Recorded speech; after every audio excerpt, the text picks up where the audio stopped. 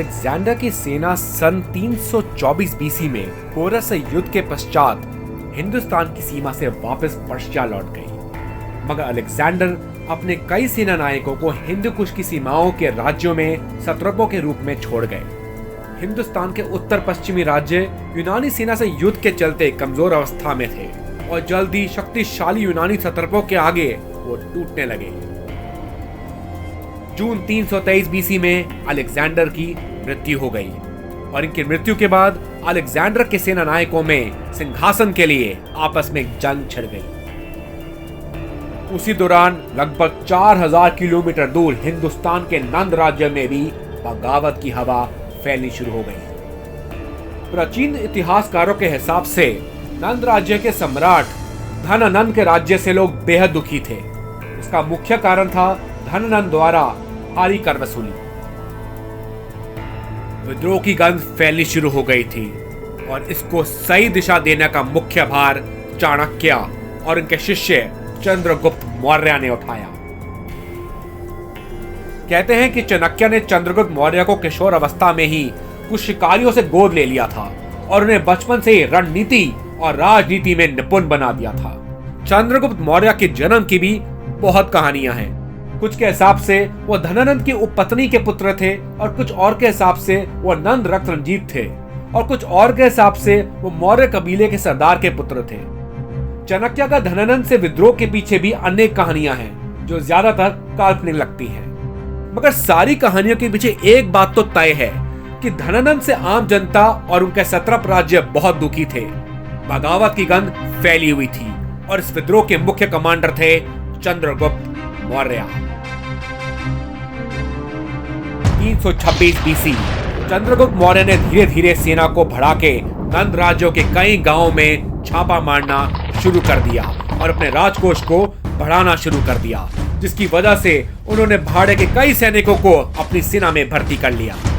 उनकी सेना में कई भारतीय कबीलों की सेनाएं, फारसी धनुर्धर और यूनानी फैलांक्स भी शामिल हो गए, मगर इन सबके बावजूद भी धनानंद को हराना कोई आसान बात नहीं थी।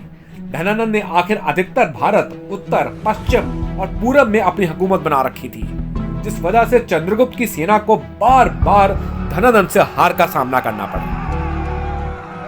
अब चंद्रगुप्त मौर्य को और सेना की जरूरत थी, जिस वजह से उन्होंने हिमालय पहाड़ियों के राजा पर्वतका से संधि कर कंबोज, शाखा, किरात और बहाली के कबीलों को भी अपने साथ मिला लिया। मगर फिर भी धनानंद की सेना के सामने इनकी सेना बहुत छोटी थी। नंद राजवंश को हराने के लिए कोई नई तरकीब चाहिए थी, कोई नई योजना चाहिए थी और इस कार्य में फिर उनके गुरु चाणक्य ने एक विशेष भूमिका निभाई। चाणक्य के अनेक शिष्य थे जो जगह जगह पूरे नंद राज्य में फैले हुए थे। इनका इस्तेमाल कर चाणक्य ने सभी क्षेत्रों से खबर लेनी शुरू कर दी कि किन क्षेत्रों में सेना कम है और किन क्षेत्रों में ज्यादा। इस सूचना के आधार पे चंद्रगुप्त ने अपनी गठबंधन सेना को 4 भारी सेना की टुकड़ियों में विभाजित कर दिया और धनानंद के कम सेना वाले अलग अलग क्षेत्रों पे अपनी भारी सेना के साथ आक्रमण करना शुरू कर दिया।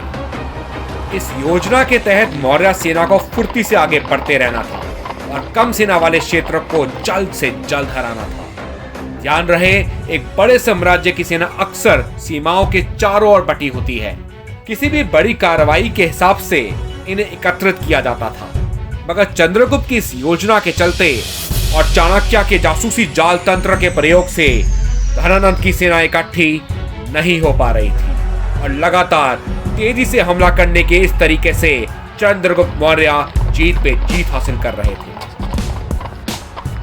चंद्रगुप्त मौर्य की यह रणनीति काफी कुछ जर्मनी के जनरल एरविन रोमेल की ब्लिट्जक्रीग की तरह थी। इन लगातार जीत की वजह से कई नंद सेना की टुकड़ियां भी अब चंद्रगुप्त मौर्य से मिलने लगी। चंद्रगुप्त मौर्य आगे बढ़ते रहे और जल्द ही नंद राज्य की राजधानी पाटलिपुत्र की सीमा तक पहुंच गए। 321 बीसी पाटलिपुत्र की दीवारों को गिराना आसान नहीं था। यहाँ पर फिर चाणक्य ने दिमाग लगाया और धनानंद को छलावा देते हुए उन्हें अपनी राजधानी से दूर एक रण क्षेत्र में लड़ने का निमंत्रण भेज दिया। और धनानंद के काफी दूर निकलने के बाद चाणक्य ने द्वारपालों को रिश्वत देकर किले का दरवाजा खुलवा दिया और चंद्रगुप्त मौर्य और उनकी सेना नंद राज्य की राजधानी के अंदर घुस गई। अब पाटलिपुत्र को वापस जीतना आसान नहीं था। पाटलिपुत्र की चारों ओर दीवारें थी। उन दीवारों को खास तौर से रक्षात्मक युद्ध के लिए बनाया गया था। धनानंद अब अपने ही राजधानी से बाहर हो गए थे और चंद्रगुप्त मौर्य की सेना पाटलिपुत्र के अंदर घुस गई थी। इसके अलावा चंद्रगुप्त की मित्र सेना की टुकड़ियां भी धनानंद की तरफ बढ़ रही थी। धनानंद अब अपने ही राज्य में बीच में फंस गए थे, जिस वजह से धनानंद ने हार स्वीकार कर ली और उन्होंने चंद्रगुप्त मौर्य को सम्राट मान लिया और खुद वनवास ले लिया। हालांकि बहुत इतिहासकारों के हिसाब से ऐसा कुछ नहीं हुआ था और चंद्रगुप्त मौर्य ने पाटलिपुत्र के किले पर चढ़ाई कर दीवारों को गिराकर अंदर प्रवेश किया था और एक भीषण युद्ध के बाद उन्होंने धनानंद को मार गिराया था। जो भी था, चंद्रगुप्त मौर्य 321 बीसी में नंद राज्य को हरा के मौर्यन सम्राट बन गए। शुरुआती दौर पे उन्हें कई मुसीबतों का सामना करना पड़ा।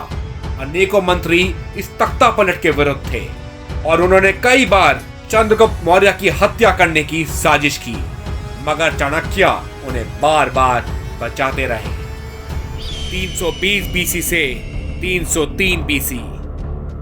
शुरुआती राजनीति परेशानियों से निपटने के बाद चंद्रगुप्त मौर्य ने शाही सेना का निर्माण करके क्षेत्र पे क्षेत्र जीतना शुरू कर दिया और आधुनिक बलूचिस्तान, पाकिस्तान, दक्षिण भारत, कोंकण, उत्तर पूर्व भारत और बांग्लादेश को अपने अधीन ले लिया। 303 बीसी। अलेक्जेंडर के सेनानायक सेल्यूकस इजिप्ट के पिटोलमी की मदद से अलेक्जेंडर के सभी सेनानायकों को हरा के फारसी सम्राट बन गए। उनकी राज्य सीमा अब हिंदू कुश, आधुनिक अफगानिस्तान तक फैल चुकी थी और हिंदुस्तान के क्षेत्रों के अब नए सम्राट चंद्रगुप्त मौर्य बन चुके थे। इन दोनों के बीच टकराव अनिवार्य था, मगर चंद्रगुप्त मौर्य अब पूरी तरीके से तैयार थे। उन्होंने सेल्यूकस को सेना जोड़ने का मौका नहीं दिया और तुरंत सेल्यूकस के क्षेत्रों पे हमला करना शुरू कर दिया। इन लड़ाइयों के बारे में भी प्राचीन रोमन लेखकों द्वारा अद्भुत कहानियां लिखी हुई हैं, जिनके हिसाब से इस युद्ध से पहले एक जंगली हाथी अपने आप चंद्रगुप्त की सवारी बनने के लिए उनके सामने घुटने टेक कर बैठ गया। हालांकि ये बातें काल्पनिक ज्यादा लगती हैं। सेल्यूकस और मौर्यन लड़ाइयों में चंद्रगुप्त मौर्य हर बार विजेता रहा और अंत में सेल्यूकस ने हार मान ली और हिंदू कुश, आधुनिक अफगानिस्तान को चंद्रगुप्त मौर्य को सौंप दिया। इस संधि के तौर पर सेल्यूकस ने अपनी बेटी की शादी भी चंद्रगुप्त मौर्य से करा दी।